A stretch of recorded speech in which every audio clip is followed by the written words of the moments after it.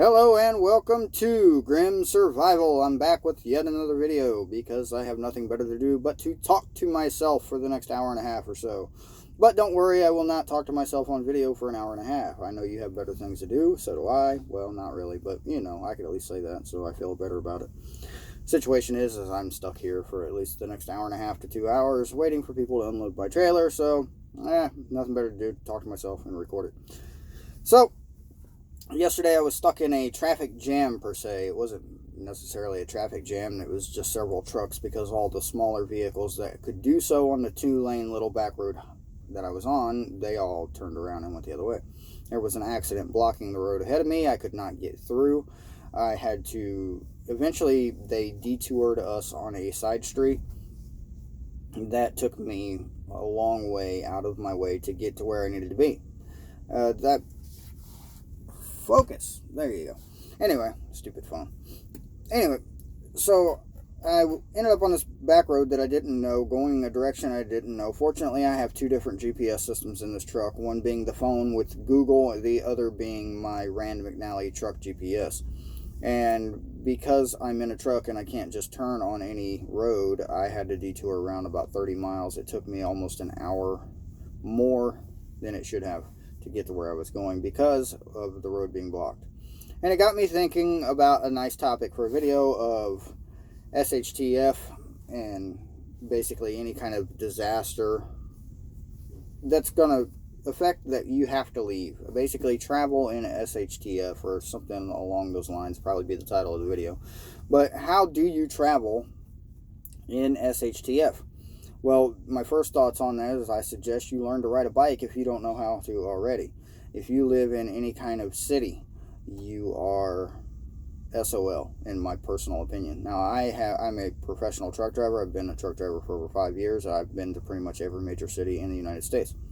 Pretty much. I've been to 45 states so far. Los Angeles, Houston, New York, Chicago, Miami. I've been all of them.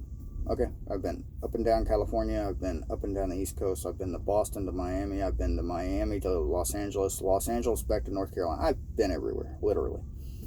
So, I have some experience in these matters, so take it or leave it. So, my first thoughts, like I said, is your SOL, which if you don't know what SOL stands for, look it up. Survive outdoors longer, right? Yeah, we'll just leave it at that. But the problem with any major city is you're just not going to get out. If you are within city limits, you are not getting out of there. Even some of the suburbs, you will not get out. Gridlock is a real thing. If you've never seen gridlock, if you don't live in any kind of major city, that's when basically the grid is locked. Traffic patterns and traffic grids are what they look at it as in a city. It is a big grid. They have sections, city blocks as most people refer to it as, but it's basically sectioned off roadways and pathways that allow for traffic to travel in a decent fashion. So what happens is in gridlock is traffic is coming this way, traffic is going that way, but traffic over here is going this way and that way, and everybody just ends up basically not being able to move because there's too much traffic and they're all going different directions, and somebody ends up stuck somewhere where they shouldn't be, probably blocking an intersection, which causes a chain reaction, domino effect. More intersections get blocked because more people do it, and eventually gridlock. You do not move. That is the primary cause of gridlock, but similar things can happen on open highways and interstates with funneling effects if you are coming out of a major city. And let's just say, for instance of the video, let's just say the biggest amount of chaos in the smallest amount of time that I can think of is a nuclear warning. You have a warning in your city that a nuclear weapon is on its way. Somebody has launched a nuke at you. Run for your life. So yeah, that's going to cause the most chaos in the shortest amount of time in basic, logic. Anyway, that being said, you're trying to get out of the city. If you've ever been into any hurricane evacuation zones, such as Houston, where I have been, and during hurricanes, you will know that they take every major highway, state highway, interstate highway, and they make all travel lanes go the same direction, including the shoulders. So if you normally have traffic pattern going this way and another one going this way, now you're all going that way. And in the case of Houston, you're all headed north, east, or west, depending on where the hurricane was coming. And the hurricane was coming from the east, heading northwest. Everybody was going east and northeast and north. So it created a big problem. Now, what I mean by funneling effects, funneling effects create gridlock also is traffic coming out of a city. Even if all travel lanes are moving in the same direction, eventually you go from 4 travel lanes to 2 travel lanes. So eventually it's usually either on this side or this side. So eventually traffic on either this side or this side has to move over, which creates basically a gridlock. Traffic starts cutting off the people in front of them. People run up the one lane, they move over, and at the last minute they end up stopping traffic in one lane to get over into the other lane. It's just chaos. It's chaos no matter how you look at it. There is no order to it whatsoever. Think of it as Black Friday at a big sale at a store. Just like that in traffic, everybody's just going to do what they want to do. They're not going to have any consideration for you. They don't care if you die as long as they live. They don't care. They just don't care. Very few people have any consideration for them around, for whoever's around them, especially in traffic.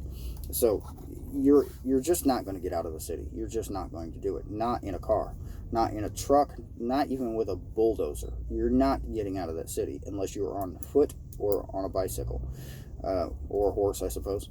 Maybe a motorcycle if you're lucky, maybe, because in major cities even the shoulders and the sidewalks will be jammed. Because you got to think, take a city like Chicago. 2.7 million roughly people live in Chicago.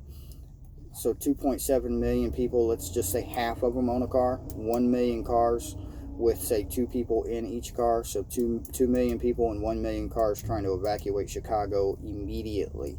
You have less than an hour to get them all out. They're not getting out. It's just not going to happen. Eventually, they're all going to figure out that their cars can't move anymore. They're all going to get out of their cars, and then your sidewalks are going to be jammed. So motorcycles aren't really that viable either. Bicycle, probably in the early stages, like immediately, but that's questionable too with all the people that'll end up on the sidewalks. No alternate routes out of your city or out of your region. Have maps. Do not rely on GPS systems. I have handheld GPS systems, Garmin eTrex. I have, GPS systems in trucks. I have GPS systems in cars. I have it on my phone. I have it on every phone. I have it on a tablet. I have it here. I have it everywhere. GPS is everywhere. Buy a map. Learn to use it. If you don't know how, definitely learn now. I have several maps and road atlases with me at all times. So, basically, get out of the city. But if you're trying to travel during some kind of an emergency or disaster, on foot's probably your best bet. If you have a large family, small children, and you can't get out on foot, bicycles with trailers that you can pull your kids would be a suggestion. Get into shape now if you're not. I mean, we are on the threat of nuclear war right now. So, yeah, don't live there in the first place would probably be the best idea. One of the problems you have in the more rural areas, because you think rural areas don't have traffic, you are wrong. If you are in a rural area, say I am probably 40 miles south of downtown Chicago, there are farms near me, farmland near me. So anybody in this rural area is going to have basically 1 million people coming out of the city right through their farm. People will come through your farm. They'll drive through fields, they'll drive through trees. It's going to be chaos. If a nuclear warning happens, it will be absolute chaos. They did that test, what was it, Hawaii, somewhere there where they say it was an accident, but we say it was a test with the nuclear warning going off, and people were shoving their kids in the sewers so they could be buried alive instead of die quickly. So situational awareness, that's where we're moving on to now. Situational awareness in traffic. No matter if you're in a disaster or just in traffic, period. You always have to be looking around you. I drive every day. You would not believe some of the wrecks I've seen, some of the stupid things I've seen. You wouldn't believe the truck drivers who go down the road looking down at their phone like this instead of looking up at the road. Truck drivers like me. Big trucks. My trailer, I pulled it on the scale when I got here. My entire truck and trailer weighed 68,000 pounds. Monday it weighed 74,000 pounds. I don't stop very easily.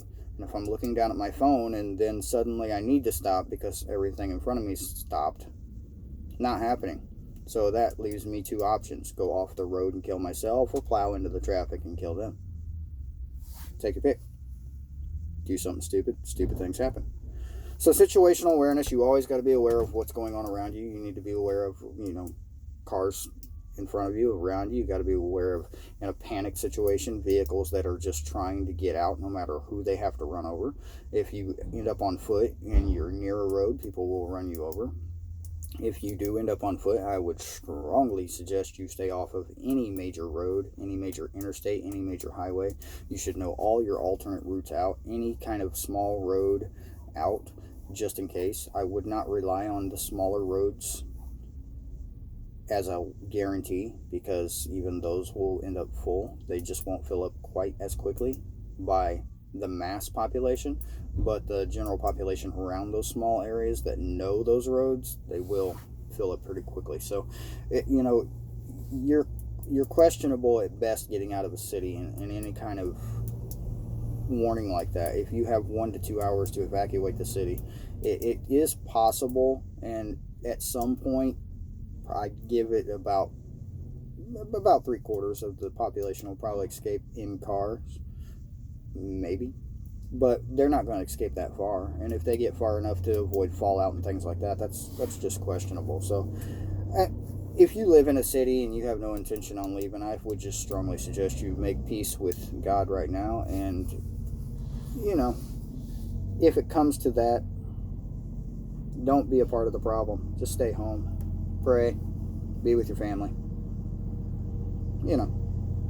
The grim way of looking at it, correct?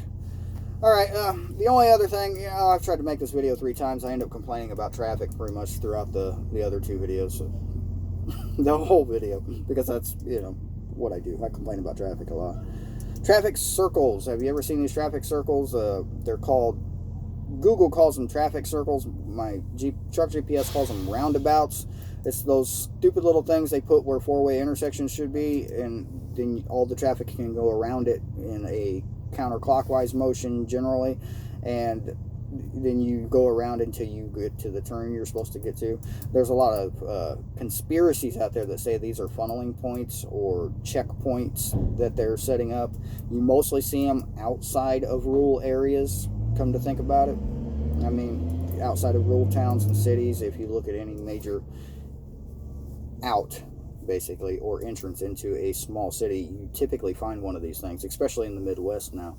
And if you looked at it from a tactical or strategic point of view, like I tend to look at things, especially from aerial views or satellite views, you will see that, yes, that would make an excellent checkpoint if I were wanting to keep everyone in that town or keep anyone out of that town. That would probably be my primary means of doing it. I'd go to one of those traffic circles and I'd set up a checkpoint. So, yeah, traffic circles suck, let me tell you. I have to drive through them quite often. I do not like them. They're not made well. They're definitely not made for my truck, and my truck is made to go down them from time to time, and I do not like that at all. So, I guess that's about all I have for today is traffic, and just a general reminder, my truck is very big, very heavy. It does not stop, and it does not go very fast at all. So if I want to get it up to 75 miles an hour, it takes me several minutes to do so. If I'm at 75 miles an hour, it takes me at least a minute to stop. Get out of my way. Give me room. That's all I ask. Otherwise, your day's going to end up grim because you're going to have a truck on top of you. And that would be bad for you and anyone else in your vehicle. Keep that in mind. Have a good one.